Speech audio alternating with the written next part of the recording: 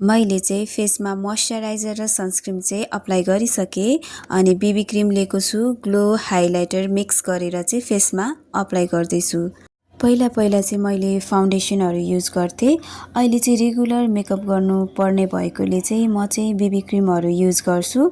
Regular makeup गर्दाखेरि चाहिँ baby cream चाहिँ एकदमै राम्रो हुन्छ नि त, अनि त्यसैले म चाहिँ बेबी क्रिम युज गर्छु। मेकअप चाहिँ जति गर्नुभयो, जति प्र्याक्टिस गर्नुभयो त्यति नै आउँछ अनि हात पनि बस्छ, ब्रसहरू पनि मजाले चलाउन आउँछ।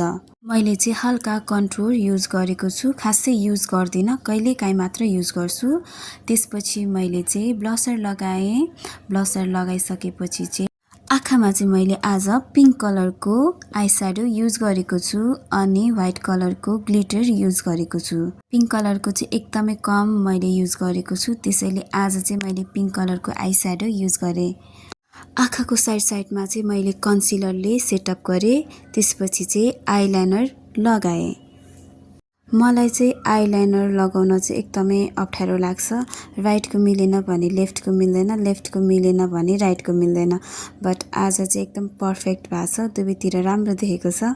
अनि त्यसपछि मैले मस्कारा युज गरेँ। आँखाको तलपट्टि बिस्तारै मस्कारा लगाएँ।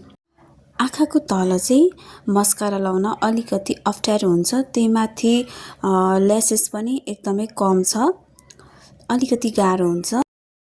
कहिलेकाहीँ चाहिँ मजाले लाग्छ, कहिलेकाहीँ चाहिँ लाग्दैन, तलपट्टि पनि लाग्छ, त्यसले गर्दा अलिकति झ्याउ लाग्छ। मलाई चाहिँ मेकअप गर्दा चाहिँ आफूलाई जसरी सजिलो लाग्छ त्यसरी नै मेकअप गर्दा हुन्छ।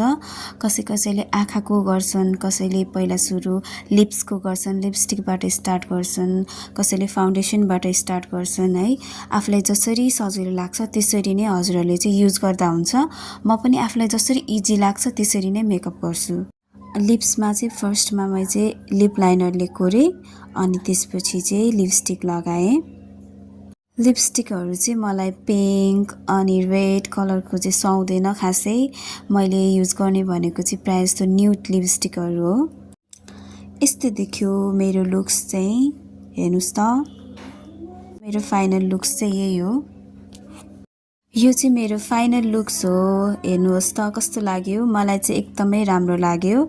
हजुरहरूलाई नि इफ राम्रो लाग्यो भने चाहिँ लाइक गरिदिनु होला।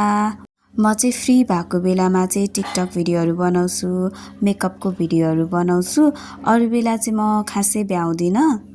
अब भ्याएँ भने यस्तै भिडियोहरू बनाउँछु मेकअपको। By by.